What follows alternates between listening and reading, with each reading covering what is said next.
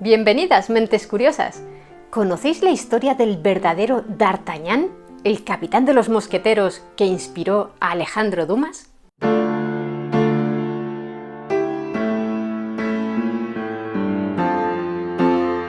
Las novelas de D'Artagnan que escribió el célebre escritor francés Alejandro Dumas convirtieron a su protagonista y a los tres mosqueteros que le acompañaban, Athos, Porthos y Aramis, en unos personajes icónicos de las novelas de aventuras.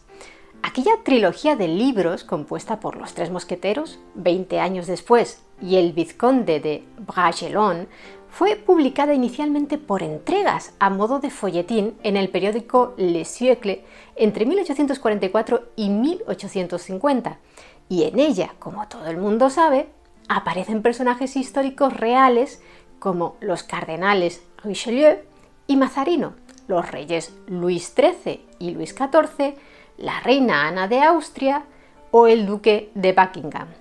Lo que no todo el mundo sabe es que tanto D'Artagnan como Athos, Porthos y Aramis están basados también en auténticos mosqueteros del siglo XVII. En su época, algunos críticos literarios acusaron a Dumas de ser demasiado flexible con la realidad histórica, de supeditar la veracidad de los hechos y los personajes, hacerlos encajar en las tramas ideadas por él. Pero es que Dumas era escritor de ficción, no historiador. Su trabajo consistía en crear novelas apasionantes y cumplió con él. Sin embargo, para ser justos, también hay que señalar que en la creación de la trilogía de los mosqueteros, Dumas no estuvo solo. Su colaborador, Auguste Maquet, probablemente el negro literario o escritor fantasma más conocido de la historia, si es que a un negro literario se le puede considerar conocido, preparó el argumento general de las obras y elaboró un primer borrador sobre el cual Dumas trabajó hasta dejar pulido el resultado final. De la pluma de Maquet también salió el armazón de otra de las obras más famosas de Dumas, El Conde de Montecristo. Pero como Dumas era famoso y Maquet no, los editores preferían que solo firmase Dumas como autor. Y Maquet no era, ni mucho menos, el único escritor fantasma de Dumas. Se estima que pudieron ser más de 60 los escritores que colaboraron con él. De ese modo, Dumas llegó a producir hasta 40 novelas en un año. Se dice que durante una de las grandes fiestas que solía organizar, Dumas le preguntó a su hijo si había leído su última novela. A lo que éste respondió: «Yo sí, ¿y tú?».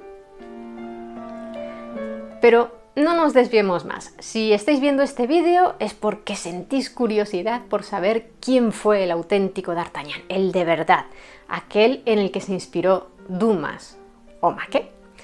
El D'Artagnan de los tres mosqueteros está basado en el de la novela titulada Las memorias del señor D'Artagnan, escrita en el año 1700 por el periodista francés Gatien de Courty de Sandras.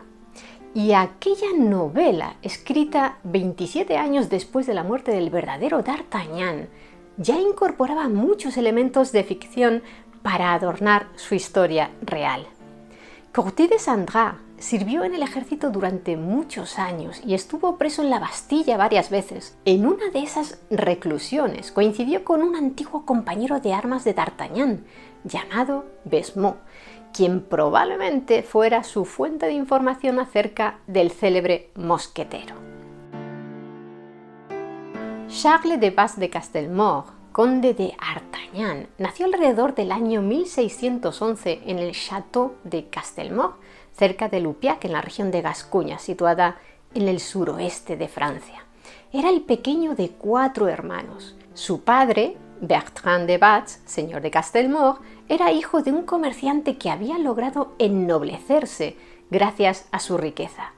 A principios de la década de 1630, el joven Charles se marchó a París usando el apellido de su madre, Françoise de Montesquieu D'Artagnan, por lo que en la capital se le conoció así, como D'Artagnan.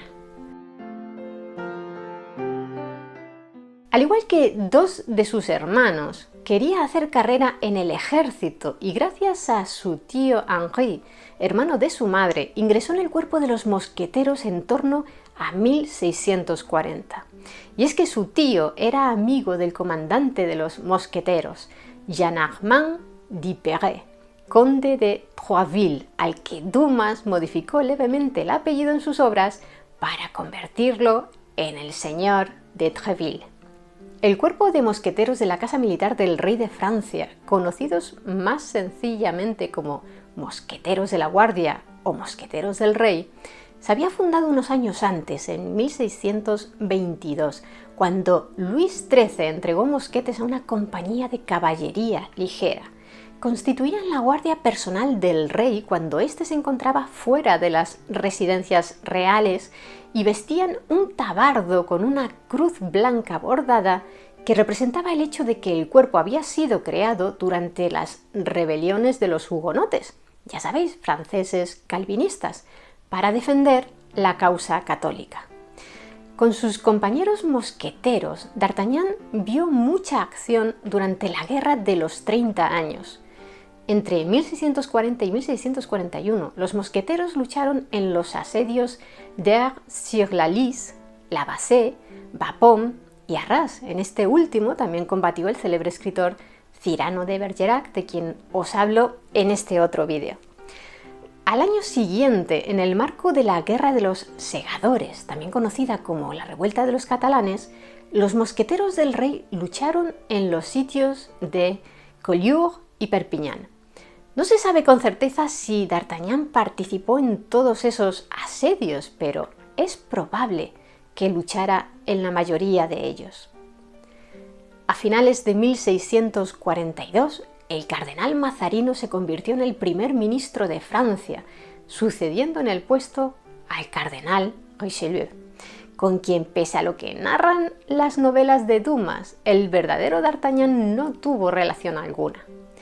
Richelieu fue quien recomendó a Mazarino como su sucesor y en 1643, tras la muerte de Luis XIII, Mazarino comenzó a gobernar Francia bajo la regencia de la viuda del rey, Ana de Austria, ya que el heredero del trono, Luis XIV, por entonces solo tenía 4 años. D'Artagnan, que era bastante astuto, buscó la protección de Mazarino, el hombre más poderoso del país, y se convirtió en uno de sus agentes de confianza. En 1646, Mazarino disolvió el cuerpo de los mosqueteros y 2 años después, en 1648, estallaron en Francia unos movimientos de insurrección conocidos como la Fronda. Y es que Mazarino, al igual que hiciera Richelieu antes que él, desarrolló políticas de centralización que incrementaban el poder del rey a costa del poder de la nobleza, algo que, por supuesto, no gustaba al Parlamento, formado casi por completo por nobles y altos cargos eclesiásticos. Así que cuando intentó imponer un impuesto a los miembros del Parlamento, este lo rechazó y ordenó quemar todos los edictos financieros de Mazarino, quien, para mayor afrenta, era un italiano que se había naturalizado francés tan solo 10 años antes. Cuando el cardenal ordenó arrestar a algunos parlamentarios, estalló la insurrección en París. En los años siguientes, D'Artagnan se dedicó a realizar labores de espionaje para Mazarino y debido a su fidelidad al cardenal, quien a su vez era leal al rey, Luis XIV encomendó a D'Artagnan muchas misiones secretas y delicadas que requerían de alguien hábil con las armas, pero también con la mente y sobre todo muy discreto. Un par de años después del inicio de la Fronda, Mazarino decidió partir al exilio tras darse cuenta de que lo único que unía a sus aristocráticos rivales era el odio que le tenían a él. Así que se marchó a la localidad alemana de Brühl, cerca de Colonia, y D'Artagnan lo acompañó. Ya, seguro que estáis pensando que el D'Artagnan real se parecía más al conde de Rochefort de las novelas de Dumas que al personaje de D'Artagnan, por aquello de que estaba al servicio del cardenal. y es cierto, al menos en ese aspecto. A propósito de Rochefort, Dumas tomó su nombre de otras supuestas memorias escritas también por Curtis de Sandras y tituladas Memorias del señor conde de Rochefort. Sin embargo, a diferencia de las memorias de D'Artagnan, ese libro no estaba basado en ningún personaje real. Aunque sí existen unos condes de Rochefort, no tienen nada que ver con el personaje literario. Por si os lo estabais preguntando, la misteriosa Milady de Winter tampoco existió en la vida real. Mazarino siguió gobernando Francia desde su exilio y poco tiempo después, tras el fin de las revueltas, regresó a París. En 1652, D'Artagnan fue ascendido a teniente de las guardias francesas y luchó en el asedio de Stenay en 1654, así como en los asedios de Landrecies y Saint-Ghislain. Al año siguiente fue ascendido a capitán. En 1657 Mazarino volvió a formar una compañía de mosqueteros, compuesta por 150 hombres, y poco después D'Artagnan se convirtió en segundo teniente de ella. Aunque, como hemos dicho, él ya tenía el rango de capitán en las guardias francesas, el puesto de segundo teniente de los mosqueteros se podía considerar un ascenso, ya que los mosqueteros eran mucho más prestigiosos que las guardias francesas. De hecho, como por aquel entonces en Francia se exigía haber cumplido un cierto número de años de servicio militar antes de que los nobles pudieran alcanzar el rango de oficial, estos intentaban cumplir ese periodo en los mosqueteros, de modo que había mucha sangre de alto linaje entre sus miembros. Cuando murió Mazarino en 1661, la compañía de mosqueteros del cardenal pasó a estar bajo el control directo de Luis XIV. ¿Y qué hay de los famosos tres mosqueteros? ¿Existieron Athos, Porthos y Aramis? La respuesta es sí. ¿Fueron amigos de D'Artagnan? No hay pruebas de ello. Antes de que Dumas los elevara al panteón de los personajes inmortales, los tres aparecían ya como personajes muy secundarios en la obra de Curtis de Sandras, y a ella acaban remitiendo todas las fuentes que hemos consultado que dan por buena la teoría de que los tres mosqueteros eran amigos entre ellos y que conocieron a D'Artagnan. Pero ese libro, como explicamos al principio del vídeo, tiene más de novela que de obra histórica y, por tanto, no es nada fiable como fuente histórica. Lo poco en lo que se ponen de acuerdo los historiadores es en que los tres tenían aproximadamente la edad de D'Artagnan, 10 años arriba o abajo, y los tres sirvieron en el cuerpo de mosqueteros. El personaje de Aramis está inspirado en Henri d'Aramis, un noble gascón que se alistó en los mosqueteros en 1640, el mismo año en que lo hizo Armand de Silegue d'Athos, más conocido como Armand d'Athos.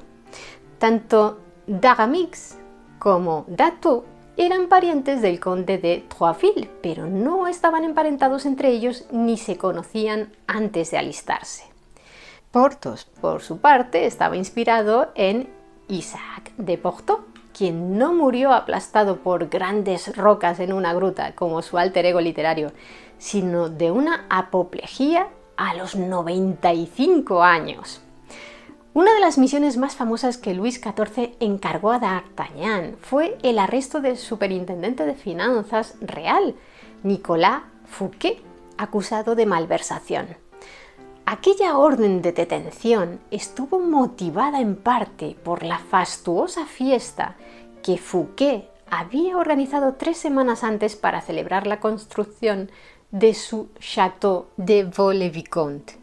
El lujo de aquella fiesta, ideada por el célebre cocinero François Vatel, con un banquete para 1000 comensales, fuegos artificiales, actuaciones teatrales y una orquesta de 84 violines, fue tan descomunal que el rey se marchó de ella convencido de que Fouquet, forzosamente, estaba malversando dinero del tesoro público. D'Artagnan fue ascendido al rango de capitán teniente de los mosqueteros, lo que en la práctica suponía ser el comandante efectivo del cuerpo, ya que el capitán nominal era el rey. Se casó el 5 de marzo de 1659 con Anne-Charlotte Boyer de Chalencey. Un año después nació su primer hijo y al año siguiente llegó el segundo, también varón. Fiel a su rey hasta la médula, D'Artagnan les puso el nombre de Luis a los dos y ambos se hicieron militares cuando fueron mayores. Sin embargo, D'Artagnan no estaba hecho para la vida familiar, no tardó en separarse de su esposa e hijos para marchar a la guerra.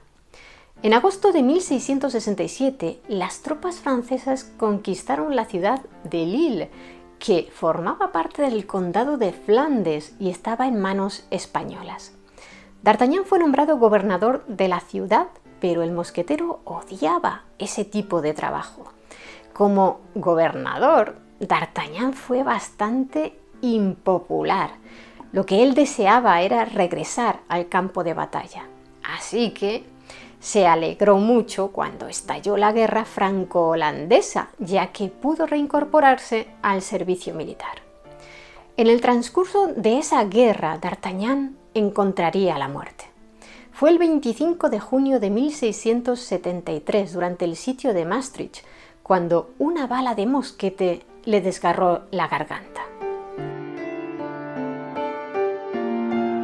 ¿Y vosotros, qué opináis de la historia de D'Artagnan? ¿Coincide con la imagen que teníais de él?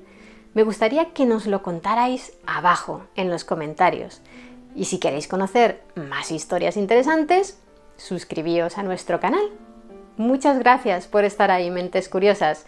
Nos vemos en el siguiente vídeo.